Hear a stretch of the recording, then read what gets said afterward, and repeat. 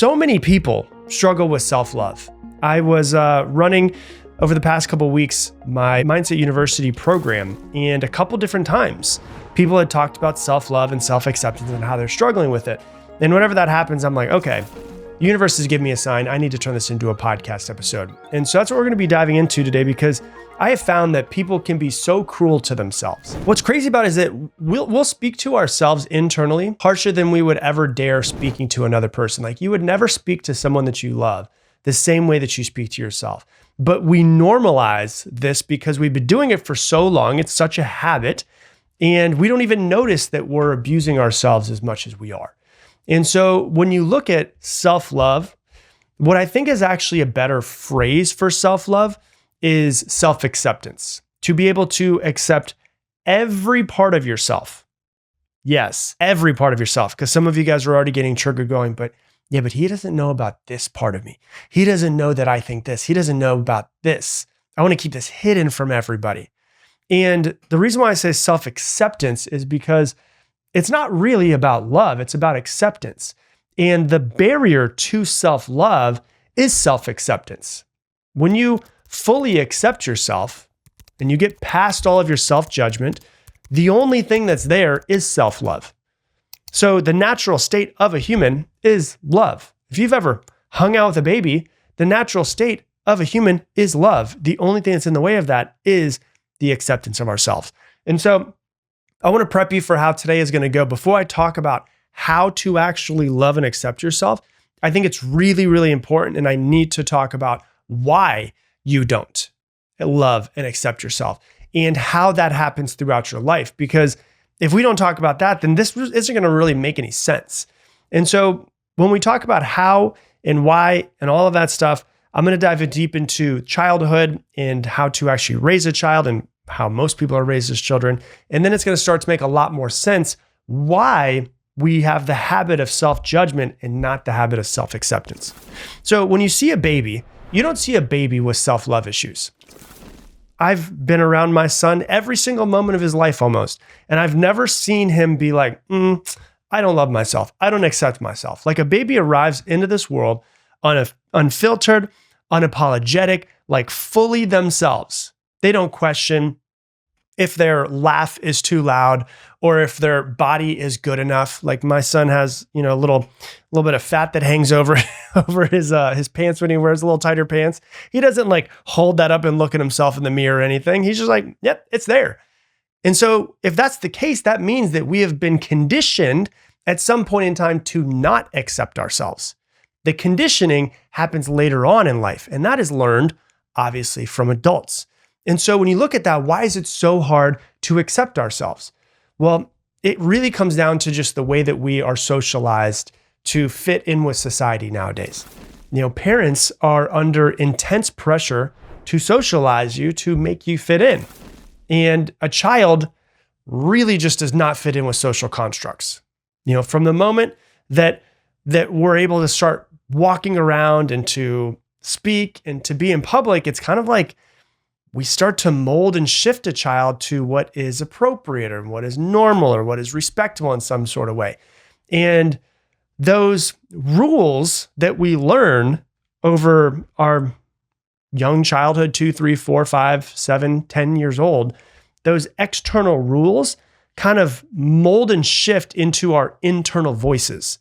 So the reason why they say that most of the time your internal voice is actually the voice of your primary caregiver that you spent the most time with when you were a child. So if you guys that are primary caregivers, make sure that you're saying the right things to your children. And we will be right back. Hey, I want to interrupt today's episode to tell you about my sponsor. It is me, myself. If you didn't know, I obviously have some coaching programs outside of the podcast to help you learn and grow and become a better version of yourself. Step-by-step programs and processes to help you become better in your life and create the life that you want. If you want to learn more about it, you can go to coachwithrob.com. Once again, coachwithrob.com. Check it out. And let's get back to the episode. I've been trying for 15 years to try to figure out why it is the way that it is. And if there's a way to raise a child to get around this. And I don't think that there is. And the reason why is because most parents don't have a psychology degree. And even if they do have a psychology degree, they probably still have a whole lot of stuff that they inherited from their parents.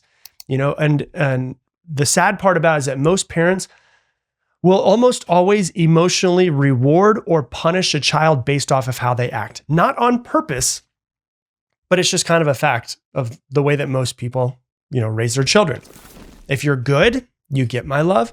If you're bad, I will remove my love. So even if parents don't consciously mean to withhold love, they do.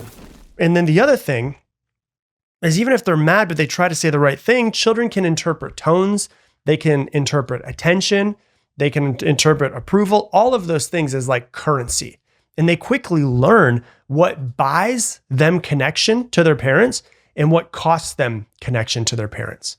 And there's no, this is a child we're talking about. There's no reasoning behind this. There's no processing behind this. The child doesn't understand everything. And so they just realize at some point in time, unconsciously, hey, certain ways that I act makes my parents love and accept me. Certain ways that I act makes my parents feel like they do not love and accept me. And certain ways that I act are not acceptable. And because the children are hardwired for survival and attachment to their primary caregivers, they will trade authenticity for approval without even knowing that they're really doing it.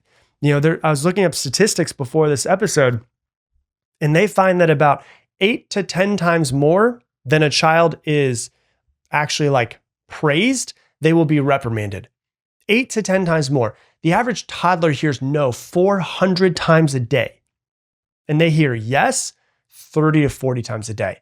So what happens is it turns into the child thinking, I'm not good enough the way that I am. I'm not doing things right. And so those numbers are not just statistics, like they become a blueprint for a self-image.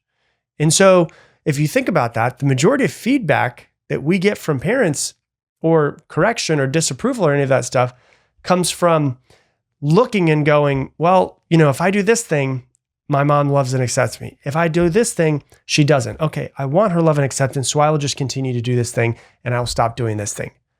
And so what ends up happening, and this is a really, really important part of what I'm going to teach today, is we end up learning to grow up scanning for what's wrong with us instead of recognizing what's right with us. So let me say that again. We grow up scanning, and we just unconsciously do, scanning for what's wrong with us so that we can course correct, versus recognizing what's wrong with us so that we can fit in. Which is why self-love and self-acceptance is so hard, because self-judgment ends up becoming a habit so that we just fit in with everyone else. And so the child learns that they have to change themselves. They have to let go of certain aspects of themselves in order to be what their parents want them to be. And you can have a kid that's having the best time ever. They're 3 years old, they're running around, they're screaming, they're having fun, and then their mom yells at them to be quiet. And so they think to themselves, unconsciously, obviously, like, okay, I was having the best time of my life. I was screaming, I was laughing, as naturally as I am, and I got yelled at. So that means that naturally as I am, something is not right. So then I must be wrong. And so we learn from a very young age during this socialization process that we are not good enough as we are. And so we must act a certain way in order to be accepted, even if that certain way is not me. In that result, we end up feeling like we're unworthy because of the socialization process, and we feel like love is conditional, and we look at the lens of the world through that way.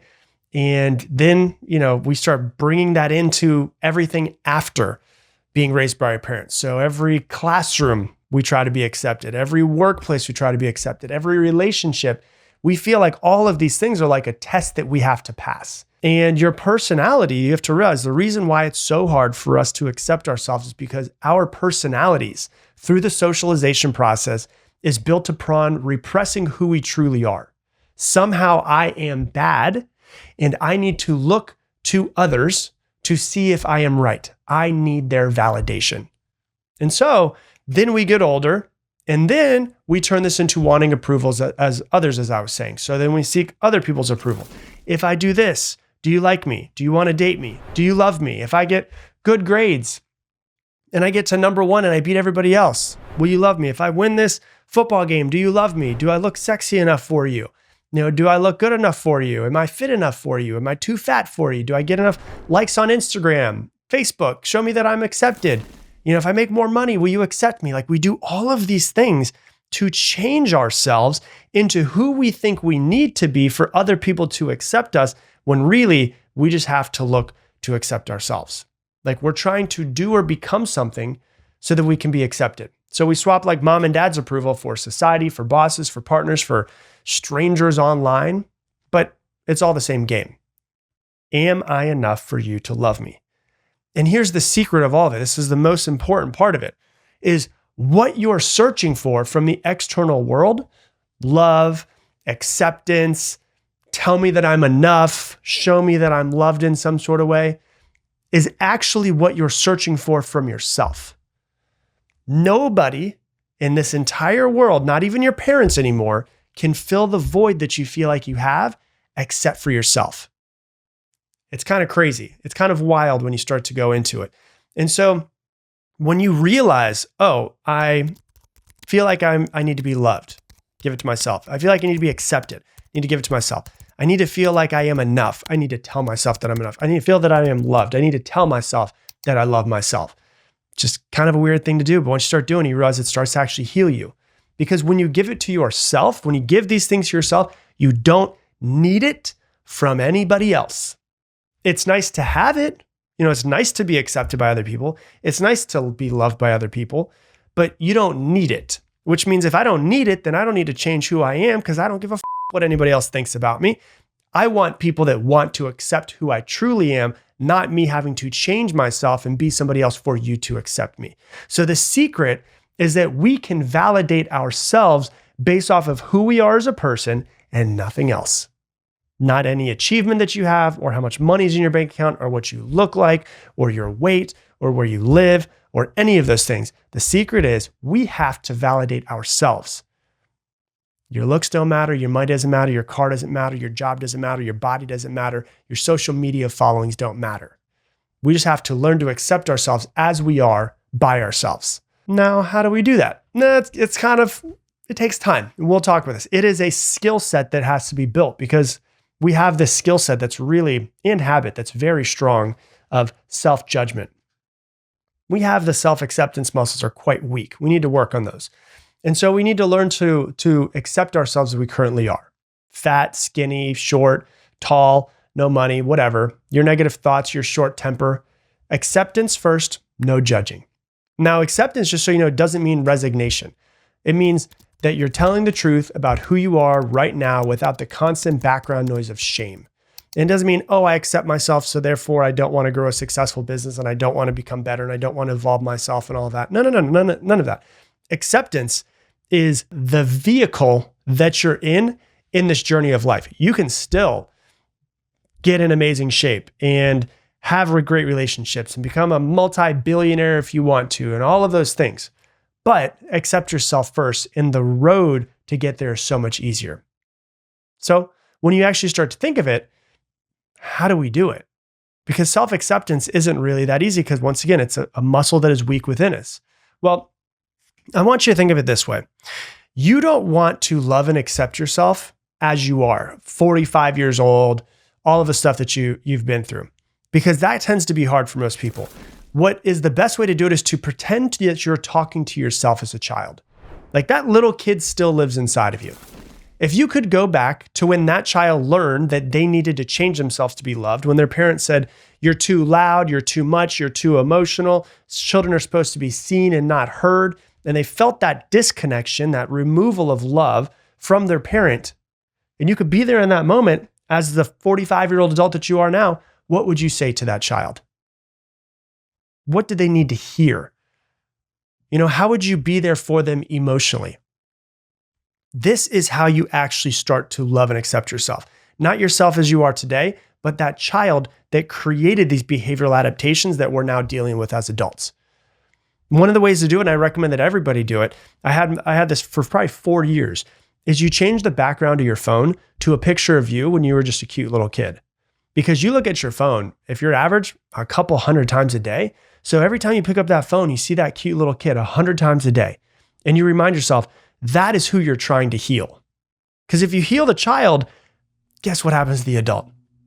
It's automatically healed. You as an adult are automatically healed.